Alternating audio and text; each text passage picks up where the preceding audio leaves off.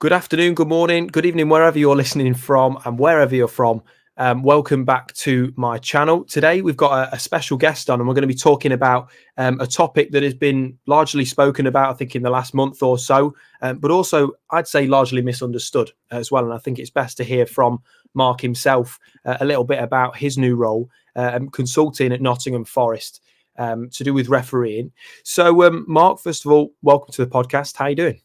Yeah, thank you very much for the invite. Yeah, and it's nice to speak football, Nottingham Forest, especially now we're into the international break. So great opportunity to keep things going, and hopefully things will improve on the pitch as well as off the pitch going forward till the end of the season. Let's hope so. And it's a good time to speak, as you mentioned. It's international break. We've got a little bit of breathing space, if you like. It's been a little bit of a precarious week for Nottingham Forest. Obviously, we've had the points deduction and various other things. But this is a topic that I think has been kind of left lingering in the air, if you will. And a lot of people have misunderstood because a lot of people read the headlines. They see referee analyst, which we'll kind of get onto, which isn't actually, as you mentioned, your position necessarily. That's a label you were given by other media. And so reading past the headline and looking into what you actually do at Nottingham Forest, I think is really important, because as a fan myself, and when we spoke for the first time, I was really keen because I still felt that I was misinformed because I'd looked at the media headlines and kind of thought, what is your role? And when we spoke, it really fascinated me. So first of all, can you kind of just give us like a base layer of what you do at Nottingham Forest in your new role? Yeah, it was first of all, that my role came about because of I've known the owner for some years. He has a club in Greece. I was in Greece. Um, we didn't always see eye to eye about football, refereeing, a lot of different aspects in football. And yeah, I've been left the Premier League over 7 years ago, so I'm not just a referee. I've understood football. I've been in the middle of uh, f- matches, so I do understand a little bit about football. So just to be labelled a referee is quite disrespectful. I think we've got people in the media, we've got fans, everybody wants to talk football, and I'm exactly the same. So I've got opinions as well as everybody else. Who's a good player? Who's a bad player? But also I bring a lot more to the table, and I'm because I've known the owners and the family. Therefore, I can also support the board with understanding certainly how English Premier Leagues are interpreting decisions, because they're not always the same around the world as we see week in, week out when we watch TV. So the owner wants to understand what's happening in the Premier League, why he doesn't get certain decisions. And this was why I was brought in, that had some really bad calls. The one before my appointment was against Newcastle United, where it was another clear penalty, not awarded by the referee and certainly not awarded by the VAR. And then we had other decisions going forward. Yes, we beat West Ham, so probably the penalty wasn't so critical, but the drop ball, which was an error in law, it's not an opinion, it's an error in law, which shouldn't happen in the refereeing world. And then we had a red card against Brighton. So certain things the owners want to understand. I certainly understand how referees work, the pigeon well. My role also allows the club to understand who the referee is on a weekly basis. This happens around every club. I've been in some clubs with pre-season meetings, and I've seen the boards for the players, the dossiers that they're given to the players about the referees. So there is that small margin which clubs want. It's not just about me introducing myself to the referees. All clubs have liaisons that look after the referees before and after the game. I'm not one of them. Um, I'm there primarily for the club to work with the coaches to understand the decisions at the end of the game, because as we've saw during the season, that there's been a lot of yellow cards issued to the technical area, because they're frustrated in some things that are happening, and I can try and explain A, why they're happening, and B, we're trying to work with a pigeon well and the Premier League so it doesn't happen in the future. Because as we're seeing, as Nottingham Forest fans and as clubs, we're seeing a lot of decisions, probably more than any other club, even though every club has their gripes. The club, because they're in a very difficult position at the moment, every point's vital, and they're wanting every decision to be correct. And I think all that are after, is 50-50, and at the moment they haven't been getting 50-50. And you kind of spoke there about the kind of dossiers you mentioned about referees. So other clubs, in a way, do have people that will come in and analyse in a sort of way a referee's perform how they referee. So why do you think that the media's treatment has been different? Is it just because of your previous history within refereeing in the sport? Yeah, probably because I'm probably one of the most high profile referees. People in the media probably think, why am I not working for the Pigeon Well? Pigeon Well had an opportunity to employ us if they wanted us to employ us. We waited over a year and a half, and I never received one phone call. So they had the opportunity if they wanted to keep me inside refereeing. I can understand why clubs want this, because clubs, that's just what that 1% advantage. For example, I can see certain tactics in games. I can see certain things that I can help the players. For example, even with the drop ball situation, we found immediately a solution. What will happen in the future? And what I saw at Luton was exactly what I'd said in previous um, discussions. So therefore, they are taking on board some of the areas that I'm actually trying to help them within the refereeing.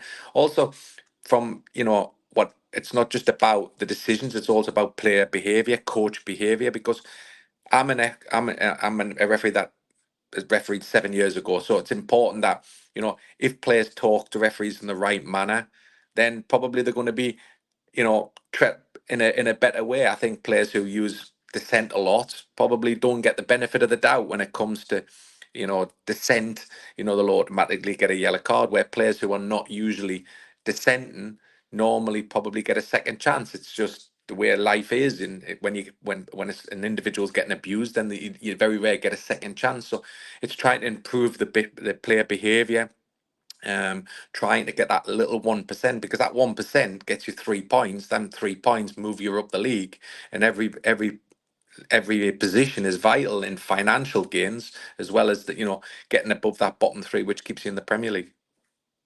Yeah, it's a massive, and the 1%, as well as you mentioned, it's like having 1 point. 1 point could mean the 2 points that Forest have had reduced off their deduction could end up being the points that they needed to stay in the Premier League.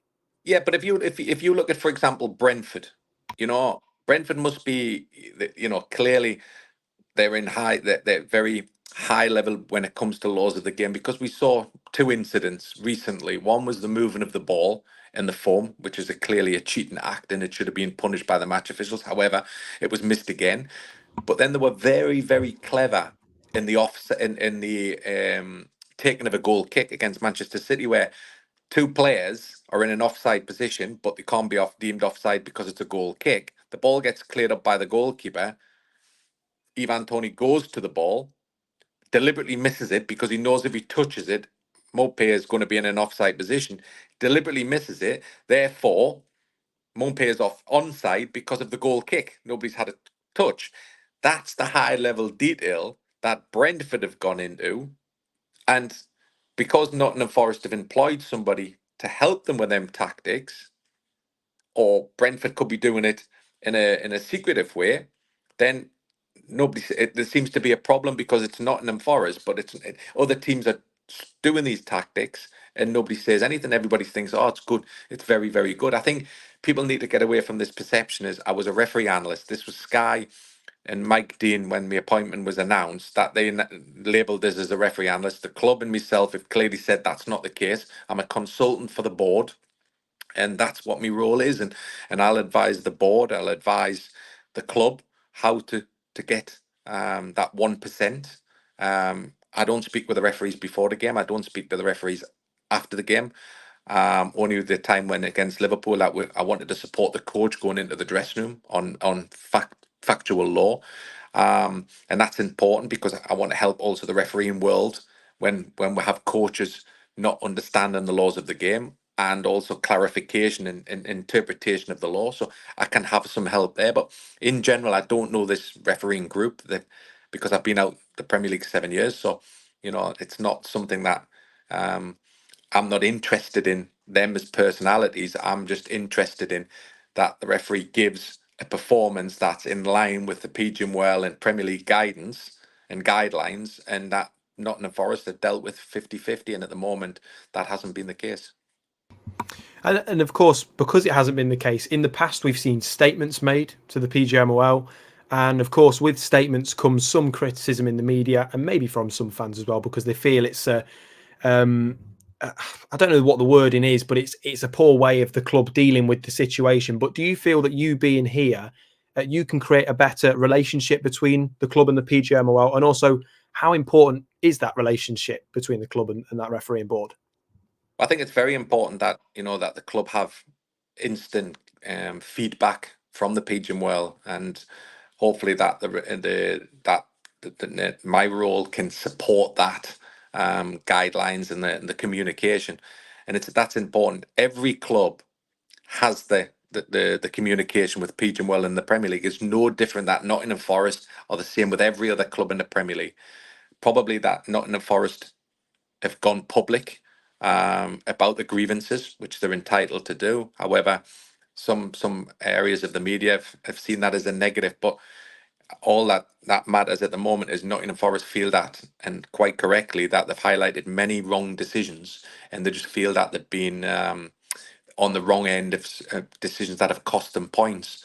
And I think at the end of the day, it's very important that Nottingham Forest move up the Premier League, and probably the impact of them decisions don't have as much, but financially, all the fans will think, yeah, well, we're safe, we're in the mid-table, but every position in the Premier League is worth a lot of money, millions. So, 1 point, 3 points can make a massive difference at the end of the season when it comes to the positions and how much financial gain, because that financial gain helps you to the following season on financial fair play. So, we all have seen the financial fair play, how it impacts clubs.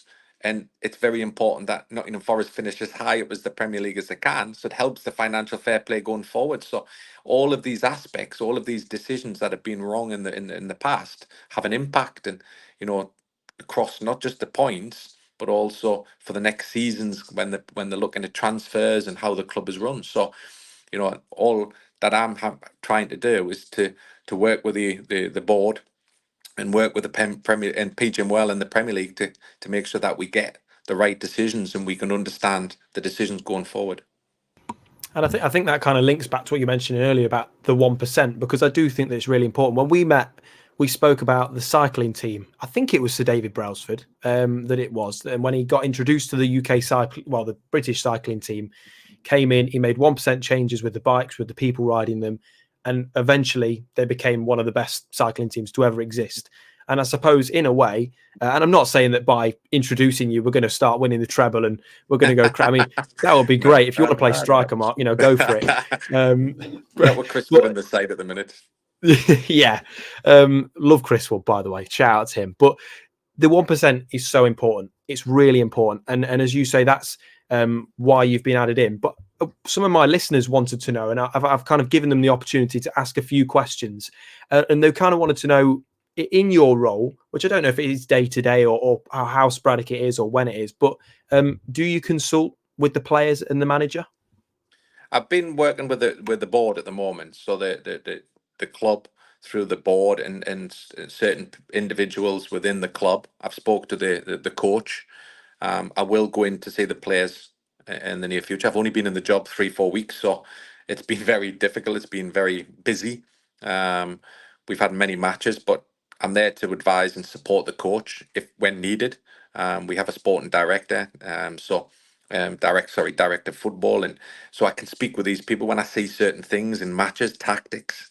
I can relay their messages back so he can inform the players in the club, because there's no point me going in every week. But certainly will be going in the next weeks to talk to the players, to get their gripes, their arguments, because we want to clear the air. We want to make sure that the players are focused going forward and they're not worrying about refereeing decisions.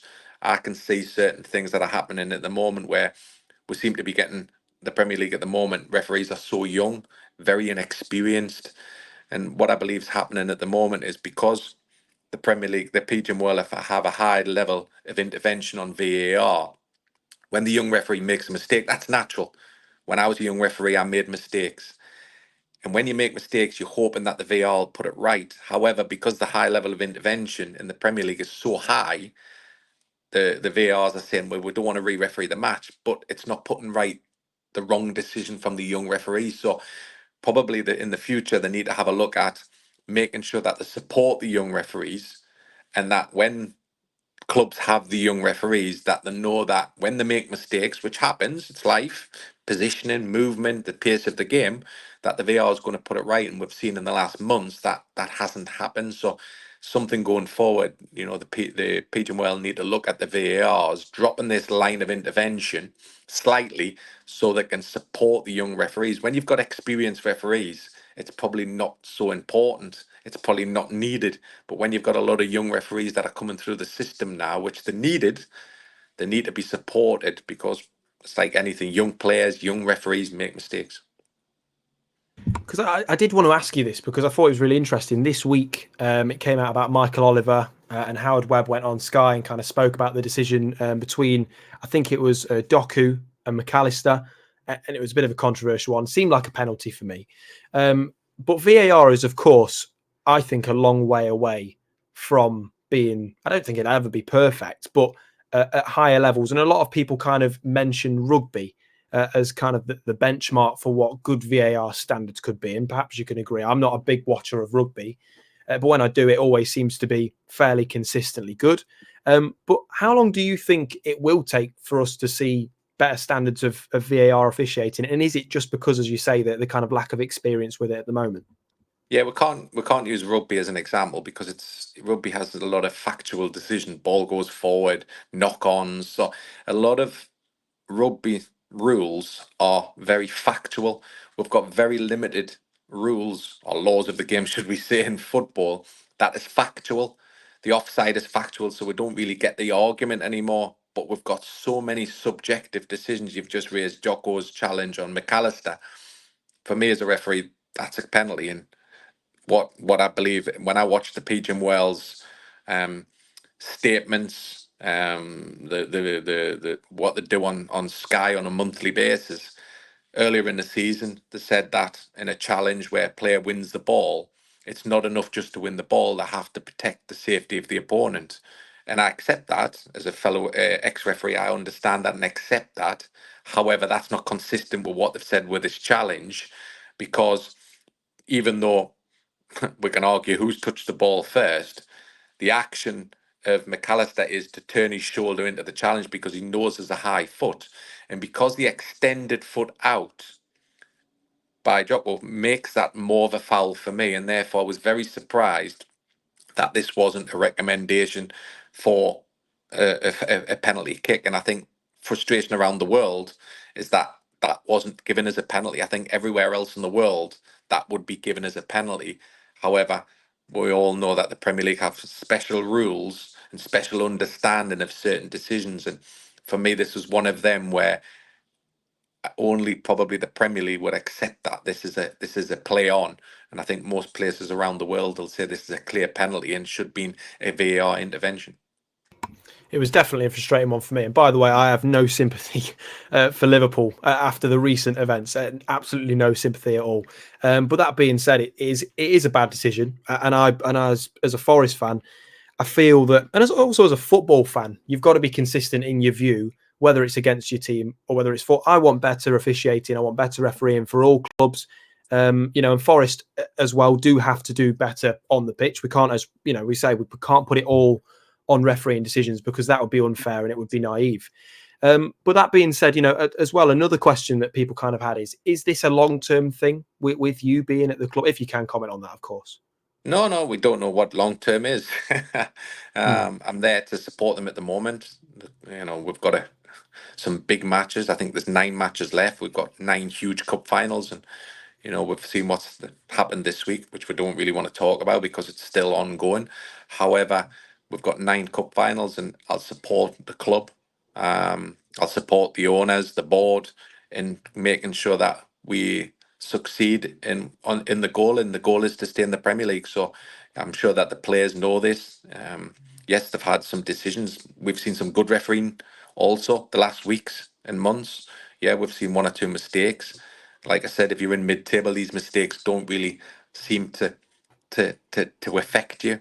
But when you're in the bottom three and bottom four and bottom five, fighting for your lives, that these decisions seem to be. But we can talk and feel sorry for the club. We can feel sorry for ourselves. But at the end of the day, it's in the past. We've got to look to the future. And huge game next week against Crystal Palace, and you know we've got two big home games, Crystal Palace and Fulham. And if we win them two games, then the mood becomes different. And we've got everything is in our hands. The teams that are around us, Sheffield United, Burnley, we've got all them to play for. So we're in a very fortunate position that the teams are around us that we've got to play, and these are all cup finals. So we can talk about refereeing and drop balls and everything else, but that's in the past. We need to make sure that we get the bit of luck, of course.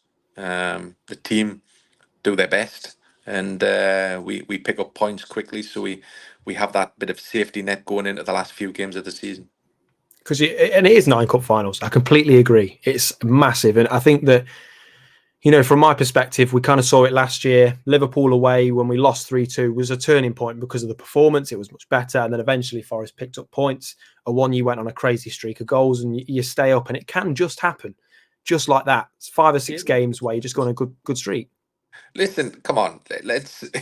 I've watched some games recently, and they played well. Yeah, I agree. There's probably one or two games where probably they didn't reach the standards that they've expected. But if everybody watched that Liverpool game as a fan, then it could have easily been 3 points to Nottingham Forest. And it's just the small details. One going past the post, if it goes inside the post, you're 1-0 up. The drop ball, defending the drop ball, defending the last moments of the game. All of these little small details. Manchester United in the cup, for example, last minute of the game, given a free kick away. And I've came inside West Ham, the 1-2-0. Probably, against Luton again, 3 balls cleared off the line. If all 3 of them go in, you're 4-0 up away at Luton. Not many clubs have done that.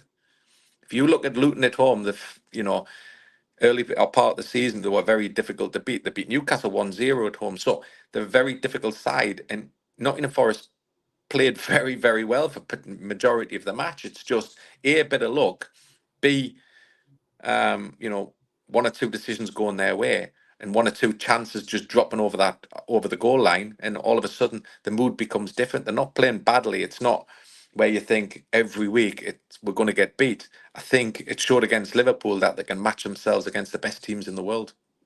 Definitely. And I thought Liverpool was a really positive performance. It was just overshadowed by that decision. And eventually, of course, the poor defending that kind of led to the goal in the end, which is the most frustrating thing, because it always feels like the small details that kill us off a little bit. But you mentioned, as I say, 9 cup finals. What is your approach kind of? I can imagine it's going to be a very hands-on approach. And as you said, it's already been a busy 3 or 4 weeks for you since you've joined the club. But I can imagine that the next 3 or 4 weeks is going to be even busier, perhaps.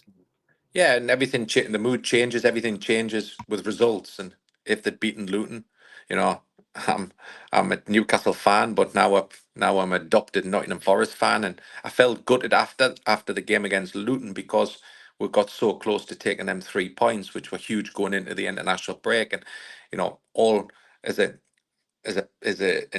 support, a consultant to the board, and also watching as a practically a fan. I want Nottingham Forest to do well, and I want them to win matches. And sometimes we can sacrifice the performances because all we want now at the moment is the results. And I'm, like I said, I'll advise and support the board and the club, whatever they need. We'll prepare reports before the game on the referees, like every other club does. And we'll try to make sure that the club is best prepared to make sure that they get the 3 points against Crystal Palace, because it'll be a difficult game. It'll be a nervous game, a bit like sometimes parts of Luton where everybody was getting nervous, because we know now that the points are so important. But once, it's like anything in football, you win 1 or 2 games or you get some points, and all of a sudden confidence grows. And at the moment, that's all they need. And kind of the last question I want to ask, because time has completely flown. I can't believe it's been 25 minutes already. I've loved this chat. And it's great to understand more about your role. I kind of want to know as well, because people ask, and it's when you come to make these reports about the referees, which are really important because every referee does have a different style. Some let more go, some are a little bit more strict with it. If you speak to Nuno or if you pass on that report, could that potentially, not by your own direct influence, but would that indirectly perhaps influence a starting lineup? I.e., if there was a more strict referee, would it be slightly less physical of a lineup, or? No, no, it wouldn't come into that. It would be more details. For example, statistically, I would look at if the referee's issuing more yellow cards for dissent, time wasting. So you've got to look at a lot of other stuff. Is the referee made mistakes in previous matches for Nottingham Forest? Has he sent off any players from Nottingham Forest in the past? Because what we don't want to do is for that player to have another problem with the same referee. So what I'm trying to do is look at all of the reports of that referee from all season, the KMI reports, any mistakes that he's made, so we can have a full picture about this referee before he goes into the game, and you know, look at his background. For example, we had a VAR earlier, a few games ago where he hadn't been a VAR in the Premier League before, so that raises an issue to me that he's very inexperienced. So all of these areas are looked at and reported in, so we are fully prepared ahead of the game. And it's like everything, clubs that have sleeping coaches, that have coaches that show like goal throw-in coaches, corner coaches. We have a lot of people inside football now because the main aim is to win, win them 3 points. So that's the most important thing. And again, 1%. It's what it always links back to. Just trying Yeah. to get every advantage you can. But yeah, that is kind of what I wanted to speak to you about today, and it's great to have been able to understand your role a bit better. And I hope also you, as the viewer, have understood Mark's role a little bit better, because it is a role that was spoken about so much, and I think that again, wildly misunderstood. So hopefully that's a better clarification of what you do. And hopefully, if we can get another interview at some point, that'd be great for anybody else that has any more questions. But I hope that's answered most of them. So, Mark, thank you very much for joining me today. It's been a real pleasure. And do tune in to future episodes of this podcast. But for now, take care. And that was my interview with Mark Clattenburg. See you all very soon. Come on, you Reds.